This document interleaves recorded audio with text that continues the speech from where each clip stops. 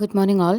നമ്മളിന്ന് ചെയ്യാൻ പോകുന്ന വീഡിയോ ഗൂസ്ബെറീസിൻ്റെ ഒരു സമ്മറി പറയുന്നു. അതിനുശേഷം ഗൂസ്ബെറീസ് എന്നുള്ള ടൈറ്റിലിൻ്റെ സിഗ്നിഫിക്കൻസ് നോക്കുന്നു. സോ ഗൂസ്ബെറീസ് എന്ന് പറയുന്നത് it is written by Anton Chekhov, who's a Russian writer. And ഇതിനെ ഫോളോ ചെയ്തിരിക്കുന്ന ഒരു സ്റ്റൈൽ എന്ന് പറഞ്ഞാൽ സ്റ്റോറി വിത്തിൻ എ സ്റ്റോറി എന്ന് പറയുന്ന സ്റ്റൈലാണ്. And it is mainly about a man who had A dream. ഒരു സ്വപ്നം കണ്ടുകൊണ്ടിരുന്ന ഒരു മനുഷ്യൻ്റെ കഥയാണ്. ആരാണ് സ്വപ്നം കണ്ടുകൊണ്ടിരുന്ന മനുഷ്യൻ എന്നറിയാം അല്ലേ? So, getting into the story opens with a description of a country landscape on a rainy day. കഥ തുടങ്ങുമ്പം ഒരു വില്ലേജ് അറ്റ്മോസ്ഫിയറിനെയാണ് കാണാൻ പറ്റുന്നത്. And that to on a cloudy rainy day. The two friends, Ivan Ivanich, who was a veterinary surgeon, and Borkin, a school teacher, take shelter at the house of a friend named Alyokin. So these two people, Ivan and Borkin, were walking. And at that time it rained and they took shelter in their friend's house. And the friend's name was Alyokin. Even though he had an appearance of an artist or a painter or a professor, he was a farmer.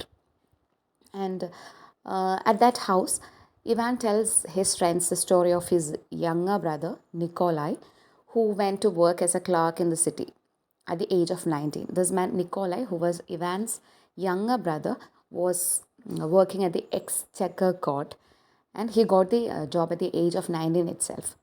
And he was working in the city. But even though he was working in the city, he never adjusted with that situation, and he makes plans to buy an estate where he can grow gooseberries and have a peaceful, happy life. So അയാൾ സിറ്റിയിലാണ് ജീവിച്ചുകൊണ്ടിരുന്നതെങ്കിലും അയാൾക്ക് ആ ഒരു city ലൈഫുമായിട്ട് adjust ചെയ്യാനേ പറ്റുന്നില്ല. അയാൾ എന്ത് ചെയ്തു? ഒരു വില്ലേജിൽ പോയിട്ട് സെറ്റിൽ ചെയ്യാനുള്ള പ്ലാൻസൊക്കെ മനസ്സിൽ ചെയ്തുകൊണ്ടേയിരുന്നു. And to him it is a simple of gracious living in the country. അയാളുടെ മനസ്സിൽ വളരെ എന്താ പറയുക, നല്ല സംഭവമായിട്ട് ജീവിക്കാൻ വേണ്ടിയിട്ടാണ് അങ്ങനെ കൺട്രി സൈഡിലൊരു ഇത്രയും സ്ഥലം വേണമെന്നൊക്കെ അയാൾ ആഗ്രഹിച്ചത്. ഈ ഒരു ആഗ്രഹം നടത്താൻ വേണ്ടിയിട്ട് അയാൾ എന്ത് ചെയ്തു? He lives under extreme poverty, അല്ലെങ്കിൽ he lived under extremely meagre conditions to save money. And he married a widowed woman just to get money. And Ivan was not at all happy, or he was not able to accept his brother's dream. According to Ivan, one who is going back to the country and settling in his estate is escaping from reality. Reality നിന്ന് escape ചെയ്യുകയാണ് അങ്ങനെയുള്ളവർ ചെയ്യുന്നത്. It is just egoism and laziness എന്നാണ് അയാൾ പറയുന്നത്. Then once this man Ivan visits Nikolai's house, and Ivan is of the opinion that Nikolai has deceived himself and wasted his life in search of his happiness. So Nikolai സ്വന്തമായിട്ട് വഞ്ചിച്ചെന്നും അയാൾ എന്തിനാണ് ഇയാൾ ഇങ്ങനെ ഒരു ജീവിതം ജീവിച്ചതെന്നൊക്കെ ഉള്ളൊരു ഐഡിയയിലാണ് ഇവാൻ ഇരിക്കുന്നത്. He concludes with a lament at the loss of his youth and thinks instead of retreating to country estate, one should dedicate one's life to good works. Finally നമ്മുടെ ഇവാൻ പറഞ്ഞു നിർത്തുന്നത് അങ്ങനെയാണ്.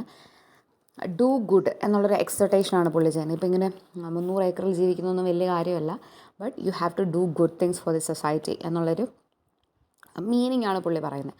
നമുക്കറിയാം, ഇത് റഷ്യയിൽ വന്നൊരു കഥയാണ്. ഒരു റഷ്യക്കാരനായ എഴുത്തുകാരൻ എഴുതിയ കഥയാണ്.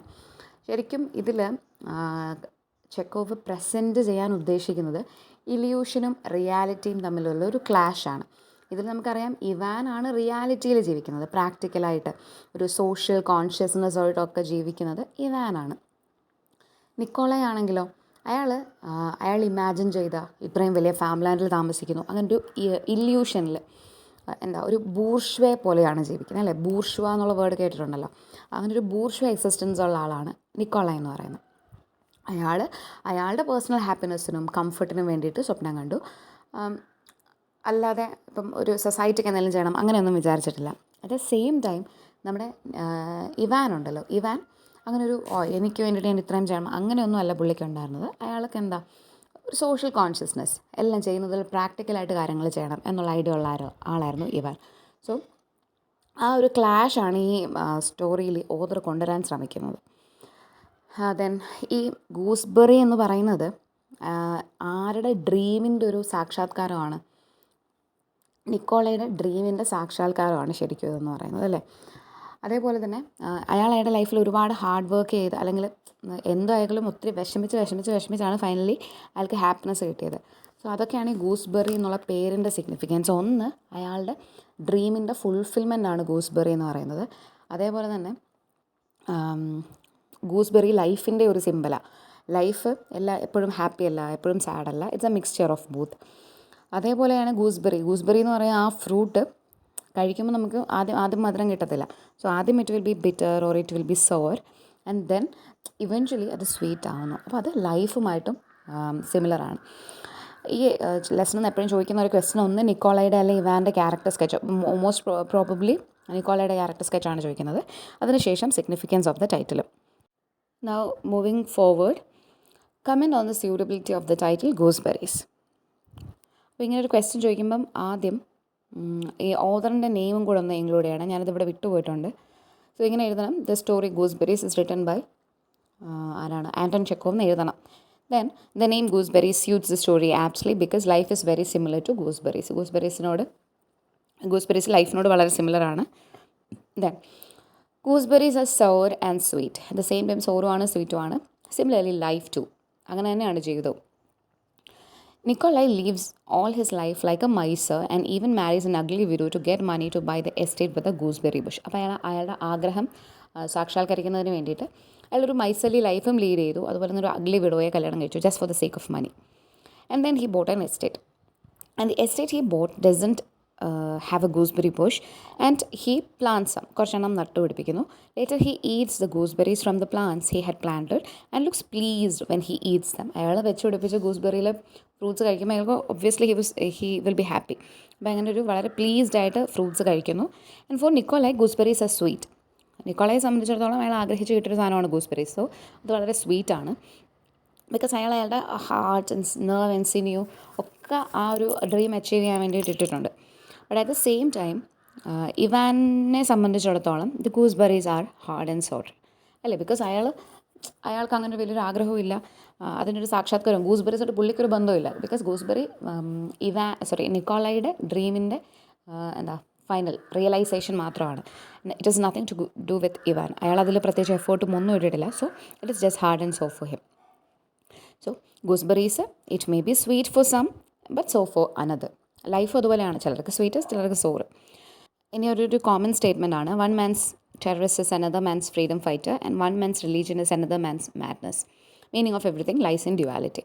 സോ നമുക്കറിയാം, നമ്മുടെ കണ്ണിൽ കാണുന്ന ഒരു ടെററിസ്റ്റ് വേറൊരു രാജ്യത്തിൻ്റെ ഫ്രീഡം ഫൈറ്റർ ആയിരിക്കും, അല്ലെങ്കിൽ അവിടുത്തെ ഒരു പേട്രിയോട്ടായിരിക്കും അല്ലേ. നമ്മുടെ പാകിസ്ഥാൻകാർ ഇങ്ങോട്ട് ഇൻവേഡ് ചെയ്യുന്നവർ പാകിസ്ഥാൻ്റെ കണ്ണിൽ അവർ വളരെ സ്നേഹപരമായിട്ടുള്ള കാര്യമാണ് ചെയ്യുന്നത്. പക്ഷേ നമ്മുടെ കണ്ണിൽ അവർ ടെററിസ്റ്റാണ്. തിരിച്ചും അതുപോലെ തന്നെ. അപ്പം ഒരു കാര്യവും ആർക്കും ഒരേപോലെയല്ല. ഹാപ്പിനെസ് എൻ്റെ ഹാപ്പിനെസ് അല്ലായിരിക്കും മറ്റൊരാളുടെ ഹാപ്പിനെസ്. സോ എല്ലാ കാര്യങ്ങളും ഡ്യുവാലിറ്റിയിലാണ്.